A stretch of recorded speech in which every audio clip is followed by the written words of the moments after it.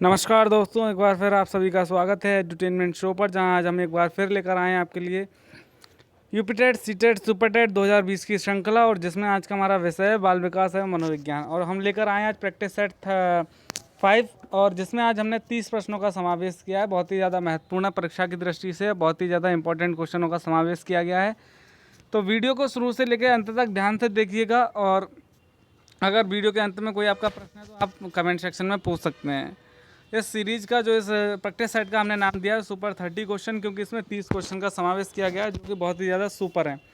तो आइए हम वीडियो को शुरू करते हैं। वीडियो को शुरू करने से पहले अगर आप हमारे चैनल पर नए हैं तो हमारे चैनल को सब्सक्राइब करके बेल आइकन दबा दें, जिससे आने वाली वीडियोज़ का नोटिफिकेशन आपको मिलता रहे। तो देखिए, पहला जो हमारा क्वेश्चन है, प्याजे मुख्य रूप से किसके अध्ययन के लिए जाने जाते हैं? तो ऑप्शन है आपके पास यौन विकास, भाषा विकास, संज्ञानात्मक विकास या सामाजिक विकास। तो देखिए, इसका जो आंसर होगा आपका तीसरा, संज्ञानात्मक विकास। ठीक है, प्याजे ने जो संज्ञानात्मक विकास का सिद्धांत दिया था, इसलिए वो संज्ञानात्मक विकास के लिए जाने जाते हैं। जब मानव शरीर के एक भाग को दिए गए प्रशिक्षण का अंतरण दूसरे भाग में हो जाता है तो इसे क्या कहते हैं? क्षैतिज अंतरण, ऊर्ध्वांतरण, द्विपार्श्विक अंतरण या उपरोक्त में से कोई नहीं। तो देखिए, इसका विकल्प होगा तीसरा, द्विपार्श्विक अंतरण। द्विपार्श्विक अंतरण जब मानव शरीर के एक भाग को दिए गए प्रशिक्षण का अंतरण दूसरे भाग में हो जाता है। अगला क्वेश्चन, दिए हुए प्राप्तांकों के समूह में जो प्राप्तांक बहुधा सबसे अधिक बार आता है उसे क्या कहते हैं? मध्यमान, बहुलक, माध्यांक या मानक विचलन। तो देखिए, हम सभी जानते हैं कि किसी भी दिए गए आंकड़ों में जो पद सबसे अधिक बार आता है उसे हम बहुलक कहते हैं। तो यहाँ पे क्या होगा इसका आंसर? बहुलक। ठीक। क्रिया प्रसूता अनुबंधन अनुकूलन सिद्धांत का प्रतिपादन किसने किया? स्किनर, पावलोव, थॉर्नडाइक या कॉलर। तो देखिए, इसका जो विकल्प होगा आपका ए, स्किनर। देखिए, स्किनर ने किया था किस पे? क्रिया प्रसूता अनुबंधन का सिद्धांत चूहे के ऊपर। ठीक, तो इसका विकल्प होगा ए। अल्बर्ट बंडूरा निम्न में किस सिद्धांत से संबंधित हैं? व्यवहारात्मक सिद्धांत, सामाजिक अधिगम सिद्धांत, विकास का संज्ञानात्मक सिद्धांत या विकास का मनोसामाजिक सिद्धांत।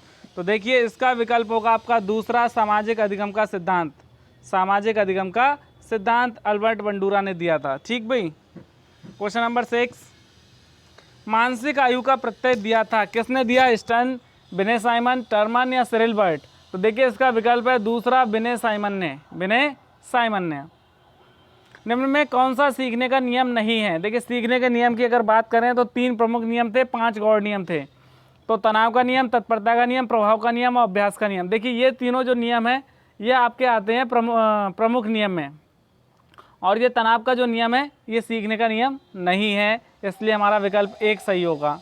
अगला प्रश्न है 8वां, किस पर संबंध प्रतिक्रिया सिद्धांत में पावलोव ने प्रयोग किया? किसके ऊपर जो है पावलोव ने प्रयोग किया था? तो कुत्ते पर, बिल्ली पर, बंदर पर या चूहे पर। तो देखिए, इसका विकल्प होगा पहला, कुत्ते पर। कुत्ते पर पावलोव ने जो है संबंध प्रतिक्रिया सिद्धांत बताया था, जिसमें वो कुत्ता जो है भोजन को देखकर लार निकालने लगता था। ठीक। सूज द्वारा सीखने के सिद्धांत का प्रतिपादन किया किसने किया? कोहलर, थॉर्नडाइक, पावलोव या वुडवर्थ। तो देखिए, इसका विकल्प होगा ए, कोहलर। सूज द्वारा सीखने का, जिसको हम बोलते हैं अंतर्दृष्टि का सिद्धांत, तो ये कोहलर ने दिया था, और उन्होंने एक सुल्तान नामक चिंपांजी के ऊपर ये प्रयोग किया था।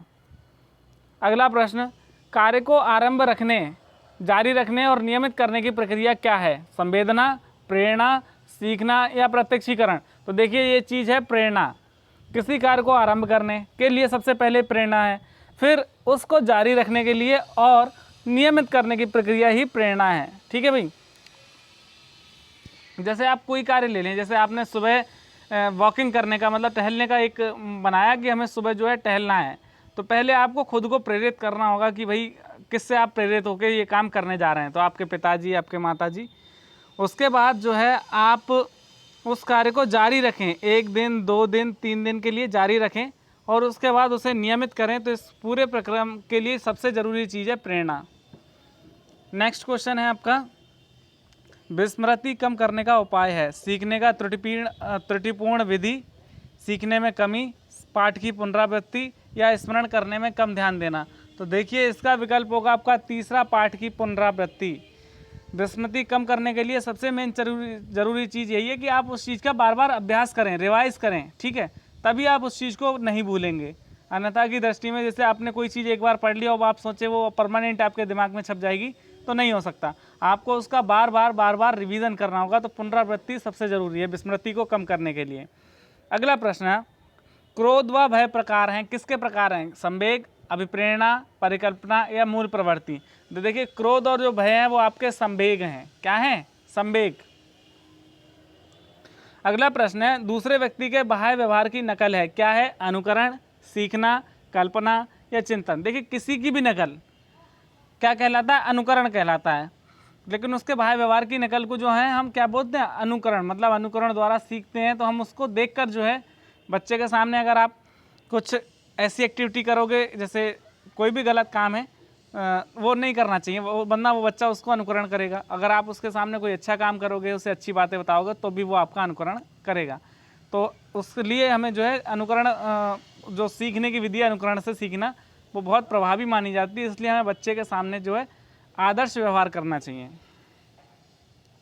यदि पूर्व ज्ञान व अनुभव नए प्रकार के सीखने में सहायता करते हैं तो उसे कहते हैं, क्या कहते हैं? सकारात्मक प्रशिक्षण स्थानांतरण, नकारात्मक प्रशिक्षण स्थानांतरण, प्रशिक्षण स्थानांतरण या सीखना? तो देखिए ये होता है आपका सकारात्मक प्रशिक्षण स्थानांतरण, कि पूर्व ज्ञान के आधार पर नए ज्ञान की प्राप्ति, इसी को हम बोलते हैं सकारात्मक प्रशिक्षण स्थानांतरण। इसका एक उदाहरण दे देते हैं आपको। जैसे आप साइकिल चलाना जानते हैं, तो 18 वर्ष की आयु होने के पश्चात अगर आपको बाइक सिखाई जाए या बाइक आप सीखने का प्रयास करें, तो बहुत जल्दी आप सीख सकते हैं, क्योंकि आपको साइकिल चलानी आती है। तो इसी को हम बोलते हैं सकारात्मक प्रशिक्षण स्थानांतरण। अगला है, सीखी हुई बात को स्मरण रखने या पुनः स्मरण करने की असफलता को क्या कहते हैं? स्मृति, कल्पना, विस्मृति या ध्यान? तो देखिए विस्मृति। क्या बोलते हैं? विस्मृति। अगला प्रश्न,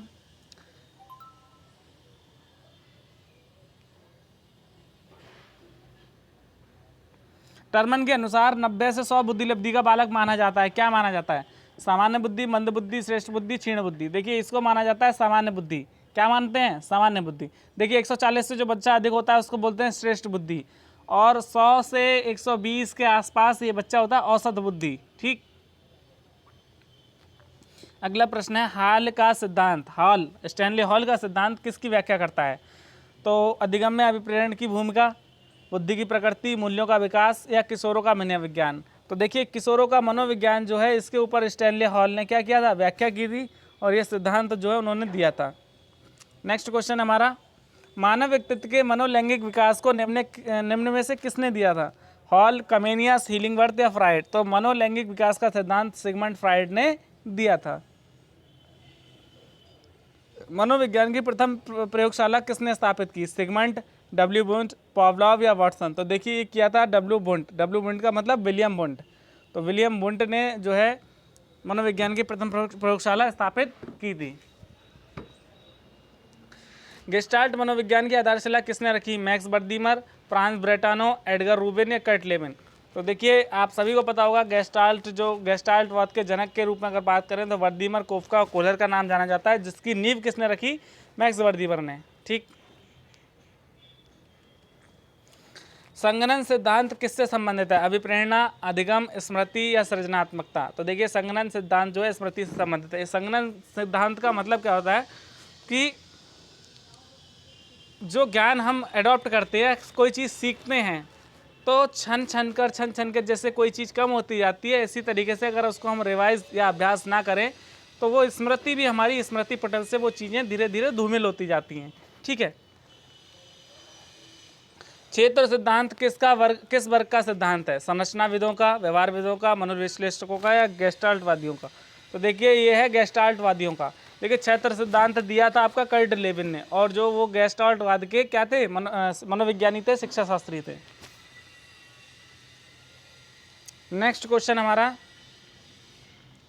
बैटरी का प्रयोग निम्न में किसके मापन हेतु किया जाता है? रुचि, व्यक्तित्व, बुद्धि या अभिक्षमता? तो देखिए बुद्धि मापन के लिए जो बैटरी का प्रयोग किया जाता है, बुद्धि मापन के लिए बहुत सारे बैटरी परीक्षण आए, तो उनमें उनके द्वारा जो है बुद्धि का मापन किया जाता है। नेक्स्ट क्वेश्चन है, अभिक्रमयोजित अधिगम का प्रत्यय किसने दिया? थॉर्नडाइक, हल, स्किनर या वाटसन? तो देखिए स्किनर ने दिया था ये अधिक्रमयोजित अधिगम प्रत्यय का सिद्धांत। ठीक। नेक्स्ट क्वेश्चन है, व्यवहारिक क्षमताओं में वह सापेक्ष स्थायी परिवर्तन जो कि प्रचलित अभ्यास का परिणाम होता है उसे क्या कहते हैं? अभिप्रेरणा, अधिगम, अभिवृत्ति या अभिक्षमता? तो देखिए इसे हम बोलते हैं अधिगम, मतलब लर्निंग। किसे? व्यवहारिक क्षमताओं में वह सापेक्ष स्थायी परिवर्तन। देखिए व्यवहार में होने वाले स्थायी परिवर्तन को हम अधिगम कहते हैं, अगर सिंपल शब्दों में बात करें। ठीक, वो परिवर्तन कैसा होना चाहिए? स्थायी। जैसे अभी आपको हमने कोई चीज़ सिखाई और वो आप सीखे और शाम तक भूल गए, तो वो स्थायी परिवर्तन नहीं है। कोई चीज़ सीखी और उसे लंबे समय तक या स्थायी रूप से अगर कहें तो अपने व्यवहार में उतार लेना, तो वही आपका अधिगम कहलाता है। मोटिवेशन शब्द की उत्पत्ति किस शब्द से हुई है? मूव, मोटम, मोट या मूवी? तो इसकी उत्पत्ति हुई है मोटम शब्द से। किससे? मोटम। तो मोटम शब्द से जो है इसकी उत्पत्ति हुई है। अगला प्रश्न, अभिप्रेरणा के संदर्भ में भोजन है? आवश्यकता, प्रोत्साहन, चालक या प्रणोद? देखिए ये है प्रोत्साहन। अभिप्रेरणा के संबंध में भोजन क्या है? कि आपका प्रोत्साहन है। भोजन क्या करता है? हमें ऊर्जा, एनर्जी प्रदान करता है, तो एक तरीके से हमें कार्य करने के लिए प्रोत्साहन मिलता है। कक्षा से पलायन करने वाले छात्रों के प्रति आपका व्यवहार कैसा होगा? दमनात्मक, प्रशंसात्मक, सहानुभूतिपूर्ण या निदानात्मक? देखिए बिल्कुल निदानात्मक व्यवहार होना चाहिए। दमनात्मक व्यवहार से जो है बच्चे का मनोबल गिरेगा। प्रशंसात्मक व्यवहार उपयुक्त नहीं है इस कंडीशन में। और सहानुभूति की से ज़्यादा उसे ज़रूरत है निदान की, कि क्यों वो आपकी कक्षा से पलायन कर रहा है, तो इसके लिए जो है निदानात्मक व्यवहार होना चाहिए। नेक्स्ट क्वेश्चन, रचनात्मक आकलन के लिए उचित उपकरण नहीं है? क्या? मौखिक प्रश्न, सत्र परीक्षा, प्रश्नोत्तरी या दत्तकार? देखिए सत्र परीक्षा जो है रचनात्मक आकलन के लिए उचित उपकरण नहीं है। क्यों नहीं है? क्योंकि सत्र परीक्षा सत्र के अनुसार 1 या 2 बार होती है और उससे बच्चे का आप जो है रचनात्मक जो व्यवहार है उसको जस्टिफाई नहीं कर सकते। उसके लिए आपको उसको कोई टास्क दे सकते हैं, लैब एक्टिविटी, प्रयोगशाला, कुछ भी कर सकते हैं, लेकिन सत्र परीक्षा उसके लिए उचित उपकरण नहीं है। अंतिम प्रश्न, चिड़चिड़े व्यक्ति में अधिकता होती है किसकी? पित्त, रक्त, कफ, स्नायु, द्रव? तो देखिए पित्त की अधिकता होती है। थोड़ा सा साइंस से रिलेटेड क्वेश्चन है, तो इसका आंसर होगा पित्त। ठीक है भाई, तो पित्त इसका आंसर होगा। तो अंतिम प्रश्न, वीडियो हमारी यहाँ पे समाप्त होती है। आशा करते हैं आपको वीडियो अच्छी लगी होगी। अगर आपको हमारी वीडियो अच्छी लगी तो इसको ज़्यादा से ज़्यादा लाइक करें और ज़्यादा से ज़्यादा शेयर करें। इस वीडियो को हर उस आदमी के पास, हर उस बच्चे के पास, हर उस अभ्यर्थी के पास पहुँचा दीजिए जो TET, C TET, super TET, MP TET, R TET, कोई से भी टेट एग्ज़ाम की या किसी भी टीचिंग एग्ज़ाम की तैयारी कर रहे हैं। और हमें ज़्यादा से ज़्यादा सपोर्ट कीजिए जिससे हम आपके लिए और बढ़िया बढ़िया वीडियो बनाते रहें। तो मिलते हैं नए वीडियो में नए विषय के साथ। तब तक के लिए नमस्कार। Thank you for watching our video. Thank you very much.